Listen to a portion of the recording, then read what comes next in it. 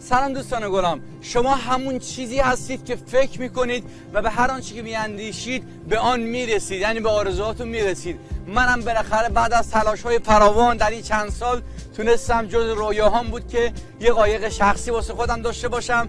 تونستم یه قایق شخصی بخرم و برای خودم داشته باشم.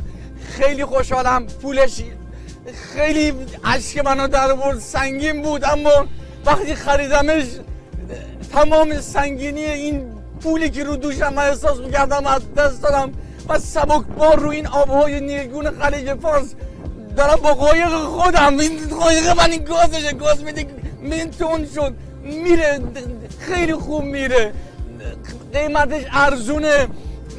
اول رفتم گفتم آقا قایق چند؟ گفت 4 تومن. من سری 4000 تومن در آوردم. گفت آقا چیه صدقه میخوای بدی؟ گفتم چند؟ 4 میلیون. گفت آقا چی میگی؟ صحبت از میلیارده. بعد گفتم یعنی چی میلیارده؟ مگه میلیارد شوخیه؟ 4 میلیارد از کجا بیارم؟ بعد دیدم همه اونایی که اونجا دارن با تعجب منو نگاه میکنم. این گریه هایی که میکنم اشک شوقه، چون اصلا باورم نمیشه که تونستم این قایق رو بخرم.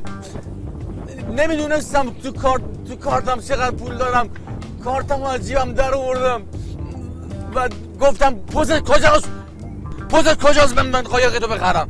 پوزش آورد جلو، من کارت آب بانکمو کشیدم تو پوزش، یهو دیدم واقعا 4 میلیارد تومان از توش اومد بیرون.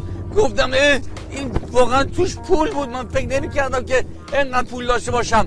خلاصه که از خوشحالی دارم دیوونه میشم. باورم نمیشه که من یه قایق شخصی دارم 4 میلیارد تومان باش میشه یه خونه خرید. اینا رو من باور نمی‌کنم که یه روزی منم جزء متمولین و پولدارها و میلیاردرهای جهان قرار گرفتم. از خوشحالی در پوستم نمی‌گنجم. خدا رو تا که باید به خودم دروغ بگم؟ این دیگه گریه دروغه، این گریه خودفریبی. قایق مال کسی دیگه است. ازش خواهش کردم 1 ساعته، من تا گردنش مالیدم. گفتم دوست عزیز بذار من یه ذره برونم، بذار فقط یه ذره قایق برونم بگم برم قایق سوار کنم. به خدا قسم دوست داشتم منو بگی که سفر کجا میری، به خدا قسم دوست داشتم یه قایق داشته باشم. انا که قایق مال من نیستم، خیلی ناراحتم.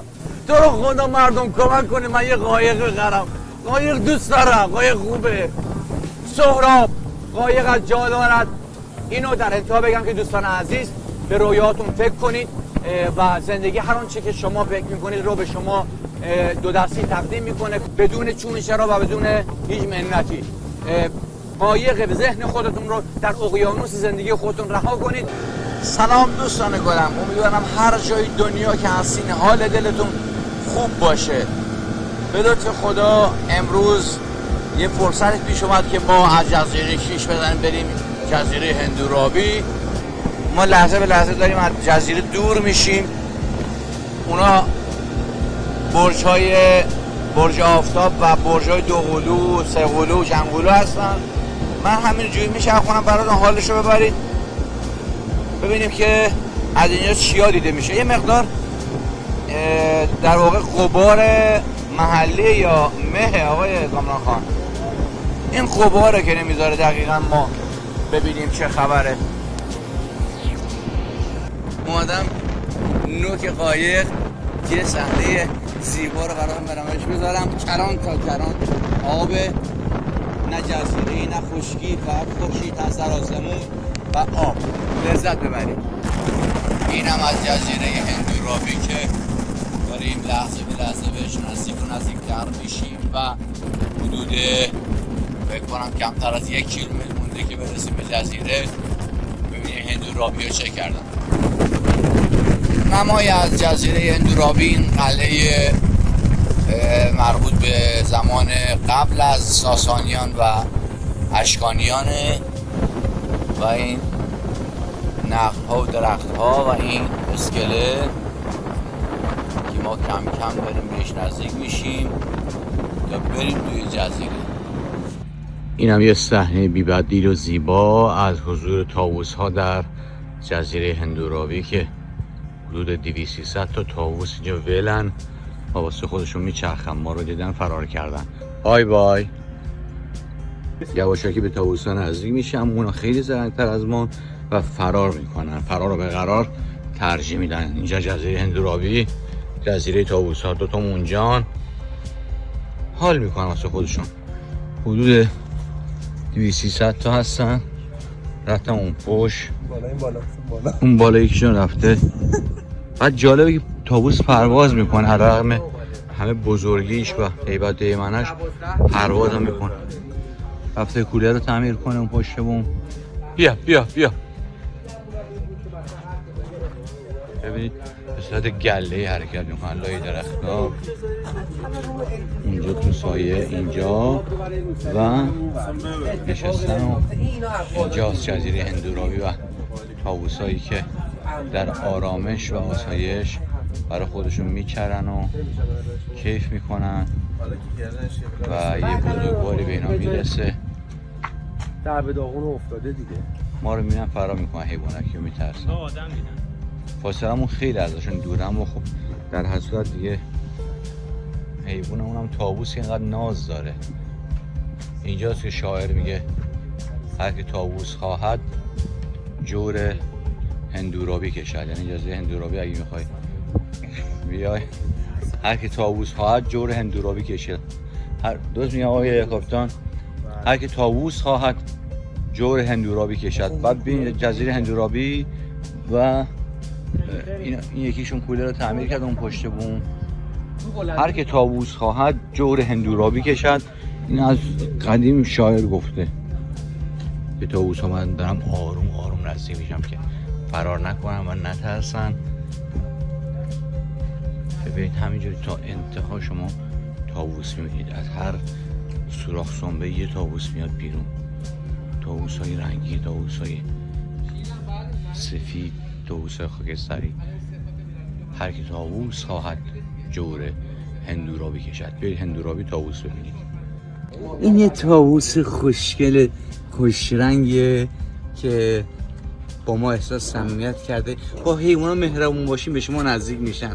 تو این غروب خورشید از غروب خوشگل‌تره، اینقدر خوش رنگه. دلم گرم خداوندی است که با دستان من گندم برای یا کریم خانه میریزد. حالا ما یا کریم گیرمون نیامد، طاووس گیرمون اومد. بیا بازم برات دارم. اینجا جزیره هندورابی. این چادرهای ایتالیایی که میریم ببینیم چه خبره توش. علی باز میکنه زیپشو. بله یه تخت خواب داره، کولر 24000، این پشت کمد و سرویس بهداشتی، همه چی مرتب و منظم. و یک نمای دور از چادرهای موقتی ایتالیایی در جزیره هندورابی که خیلی باحالن برای اقامت اونایی که دوست دارن جاهای بکر رو تجربه کنن. خیلی شیک و زیبا اینجا ساخته شده. قسمت دیگر از جزیره هندورابی اینجا یه کاروان هست که علی آقا زحمت میکشه درشو باز میکنه. بریم ببینیم تو کاروان چه خبره. یه میز کنفرانس، مبل هست، ظرفشور هست، همه چی هست، تخت خواب هست، کمد هست، آینه هست، همه چی هست، عالی هست. اینجا نوستالژیکه. نگاه کنید همه چیش قدیمی و باحاله، حتی این سماورش. میریم داخل ببینیم چه خبره. این داخل که میای همه چی هست. نمیدونم که میتونید حدس بزنید که این چیزایی که دارم ازشون فیلم میگیرم چی هستن، اما به نظر میرسه که کم کم میتونید حدس بزنید چون شما آدمای باهوشی هستید. این یک کلکسیونی که قدمتش به 50 سال میرسه. اینجا کارلو میره به خاطر این پاک‌کن‌هایی که ما جوهر خودکار رو باش پاک میکردیم، منتها دفتر پاره میشد و خود جلد دفتر پاره میشد، کتاب پاره میشد و گاهی اوقات خودمونم بله یه چیزایی میشدیم. خیلی زیباست. انواع اقسام پاک‌کن‌های خوشبو، معطر، یادآور خاطرات 40 سال قبل. من که این همه سال از اون دوران میگذره، حدود 40 سال، اینا رو به خاطر دارم. انشالله که پاک‌کنی پیدا بشه بتونه تمام بدبختی و فکر منفی رو از ذهن ما پاک کنه. دوستان گلم، این یک کلکسیون قدیمی از نوارهای کاست و سکه های قدیمی که جمع آوری شده در طی این سالها و قدمتشون به 40-50 سال میرسه. سکه ها رو ببینید و نوارها رو دادم. وای چقدر این نوارهای VHS خاطر انگیزه. لای روسری و چادر و گونی و همه چی میپیچیدیم که کسی متوجه نشن ما رو نگیرن، چون جور بود. بعد میرفتیم باشون فیلم میدیدیم. یادش بخیر اون روزا رو. شما یادتون هست؟ این هم یک کلکسیون قدیمی است که بریک‌های مختلف در دوره‌های مختلف صاحب یک از کارخونه‌های کبریت‌سازی ابتکار عملی به خرج داد و چون کبریت‌ها رو برعکس توی کبریت جا زد که وقتی کبریت رو باز می‌کردید همش می‌ریخت رو زمین و از این طریق پولدار شد میلیاردر. عمرن اگه بتونه حدس بزنید این چیه؟ مگه من بیام عقب و بله، خاطره ها زنده شد. لیوانه پلاستیکی تاشو و دردار که خیلی جالب و با کلاس. این هم اولین نسل از تلفن‌های بیسیم که وارد خونه‌ها و شرکت‌ها و ادارات شد که البته دوست من اینجا ایستاده ببینید اینا تلفن بیسیم نیست و تاکی باکیه و ما اون موقع با اینها بازی می‌کردیم. کدومش درسته من نمیدونم. یک نوستالژی فوق‌العاده به یاد دوران کودکی. تیله‌های بلوری شیشه‌ای در رنگ‌های مختلف، بهشون میگفتن تیره 3 پر، 4 پر، 5 پر، 6 پر و چقدر زیباست یادآوری خاطرات. این هم تمبرهای قدیمی، یک مجموعه ارزشمند. چشم‌ها رو نوازش میده، آدم یاد خاطراتش میفته. این هم یه تصویر واقعی از بیسکویت مادرای اصیل قدیمی که وقتی میخوردیم واقعا طعم خیلی عالی داشت. بیسکویت مادرای نسل بعد و این هم شکلاتایی که شیرین رنگ بود و باور نکردنیه. این دستای آتاری، اینم دستگاه آتاری، ما بضاعتش نداشتیم بخریم. 5 ساعت تو صف میشستیم 5 دقیقه بازی کنیم، بعد پولی که میدادیم همه جا میسوخت. بعد از اون میکرو به بازار اومد. از این به بعد شما میتونید در سایت یوتیوب ویدیوهای کامل من رو با کیفیت عالی و طبقه بندی شده آرشیو شده در کانال رسمی خودم یعنی حسن آندرلاین ریوندی ببینید. بیاید در سایت یوتیوب و کانال رسمی حسن های ریوندی و کچل های ریوندی